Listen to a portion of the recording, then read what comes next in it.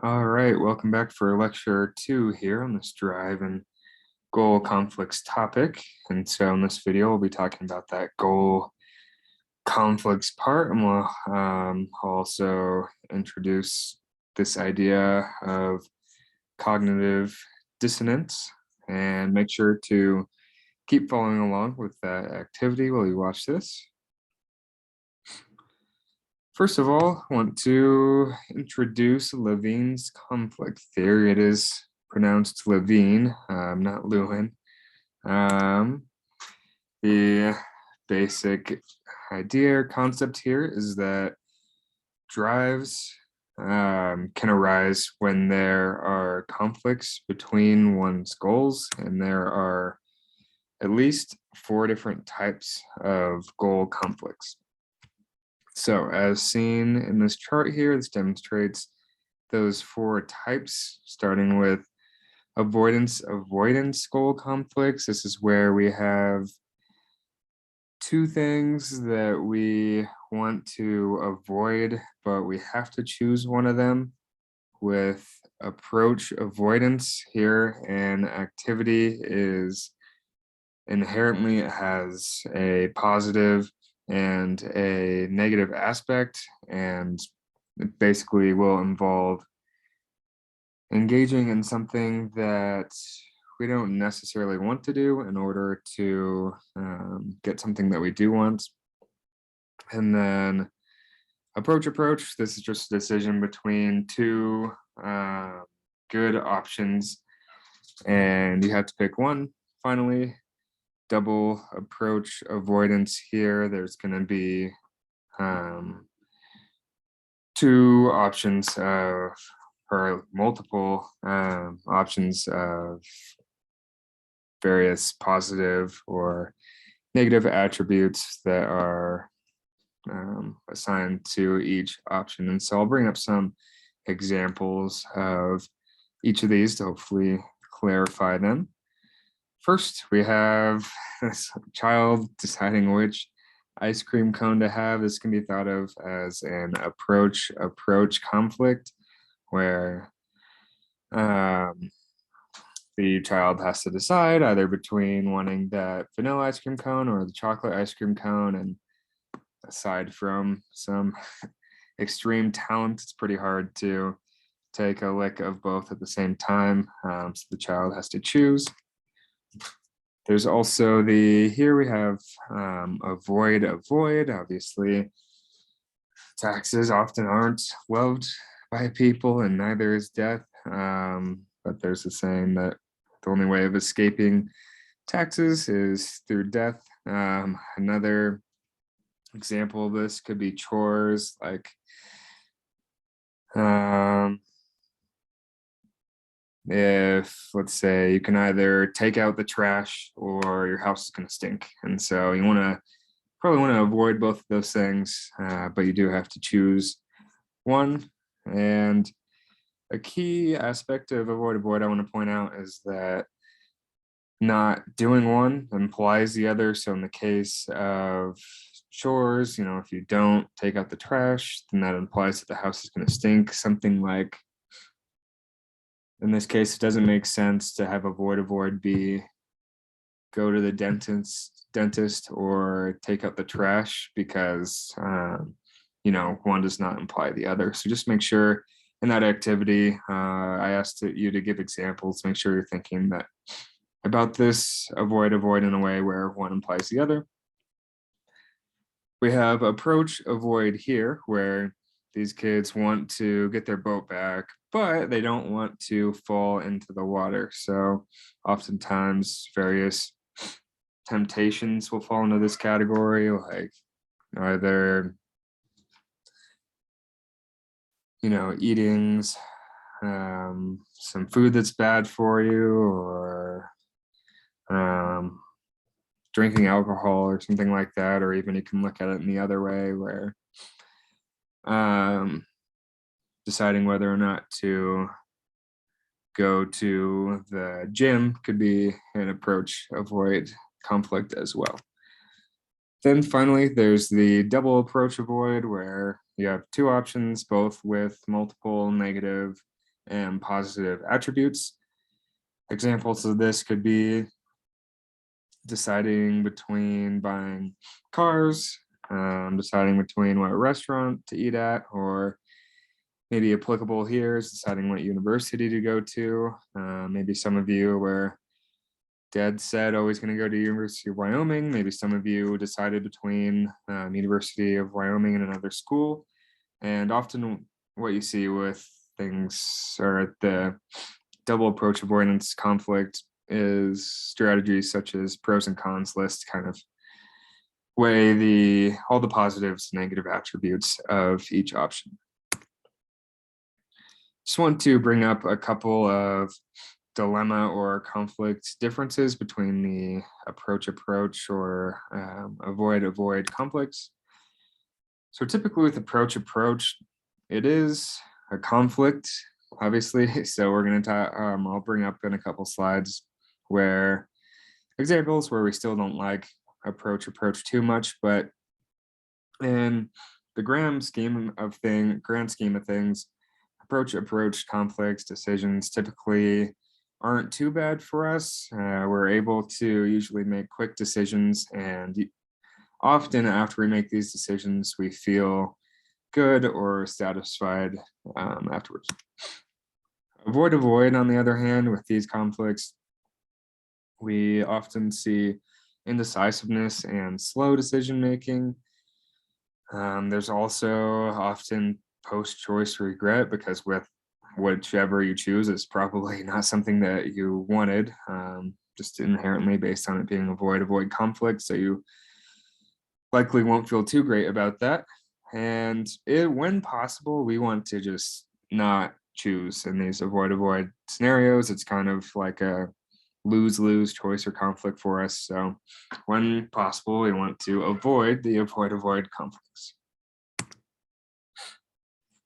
Just a little demonstration about that last slide. So in this study, participants had a joystick and they either moved it forward for positive word being at the top of a screen, or forward as well for a negative word being at the bottom of the screen, or vice versa, where you move it backwards for a positive word on the bottom of the screen and a negative word on the top of the screen.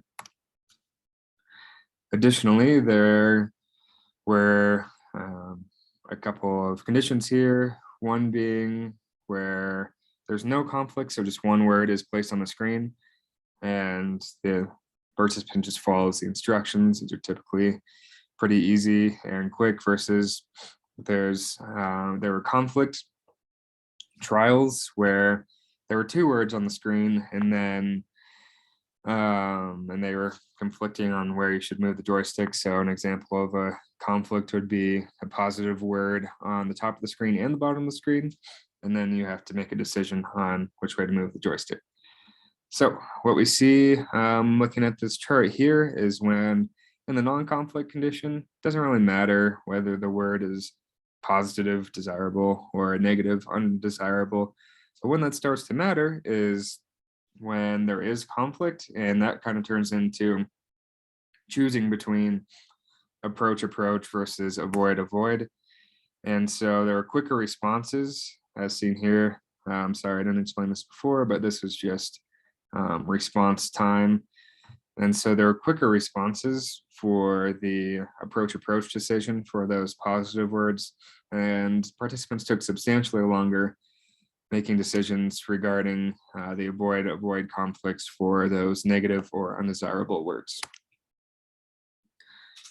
As I mentioned previously, relatively in the grand scheme of things, approach conflicts aren't too bad for us, but there are times where even when it's approach, we don't always like these. This is especially the case when we feel choice overload or cognitive overload, when there are just so many choices. Even if we love all the choices, that's just really hard to decide. And so yeah, too many choices can be demotivating and overwhelming, even for these approach scenarios. My version of this is when I'm inside a restaurant that I like. So for those of you who are in Laramie or I've been to Laramie. I'm a big fan of Sweet Melissa's, and so if I go in there, I like most of the things on their menu, but to an extent where it's pretty overwhelming for me. So it's definitely an approach decision. I always like what I get, but I have very difficult times making that decision. And I don't know if I've ever made that choice before the server comes over and makes me choose. So that's just an example of that.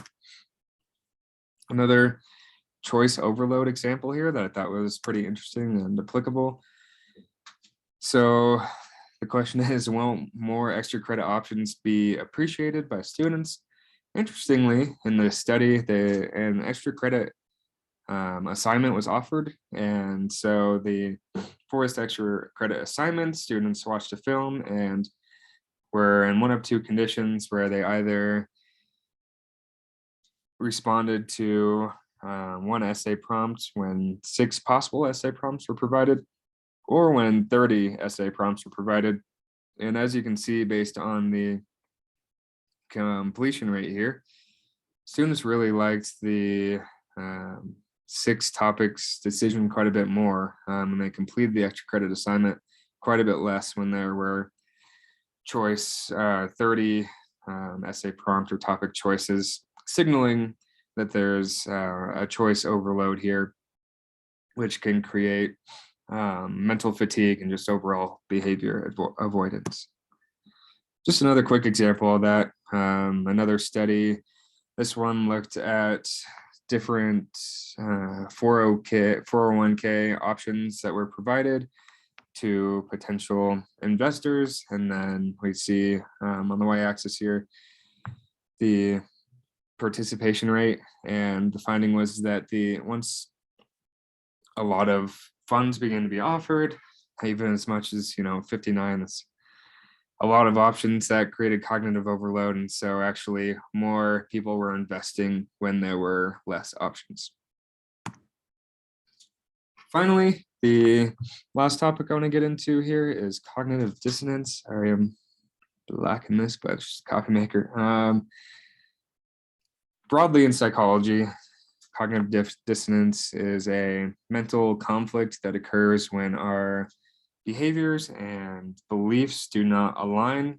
We hate cognitive dissonance. We try to do whatever we can to avoid this.